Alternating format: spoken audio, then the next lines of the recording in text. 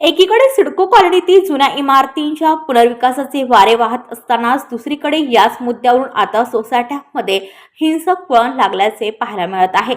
New Panvel sector 14 येथील Amrutvel cooperative housing society E1/19 मध्ये पुनर्विकासाच्या redevelopment विषयावर आयोजित करण्यात आलेल्या बैठकीत मोठा राडा झाला। सोसायटीचे अध्यक्ष रवींद्र भगत आणि त्यांचा मुलगा अजिंक्य भगत यांनी बाहेरील मुले बोलावून रहिवाशांना मारहाण केल्याचा खळबळजनक प्रकार समोर आला आहे, असा आरोप सोसायटीतील रहिवाशांनी केला आहे। मिळालेल्या माहितीनुसार अमृतवेल सोसायटीच्या पुनर्विकासाबाबत चर्चा करण्यासाठी सर्वसाधारण सभा आयोजित करण्यात आली होती। या बैठकीत पुनर्विकासाच्या अटी आणि प्रक्रियेवरून सभासद आणि व्यवस्थापन समितीमध्ये शाब्दिक चकमक उडाली। वादाचे रूपांतर लवकरच धक्काबुक्कीत झाले।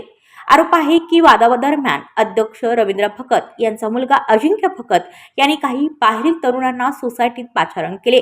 या टोळक्याने बैठकीत घुसून उपस्थित रहिवाशांना बेदम मारहाण केली। तसेच या सोसायटीतील 2 जण जखमी झाले असून पनवेल हॉस्पिटलमध्ये त्यांना ऍडमिट करण्यात आले आहे। माझे नाव मयूर नाथा गावण, मी अमृतवेल ओनर्स असोसिएशनचा सदस्य आहे।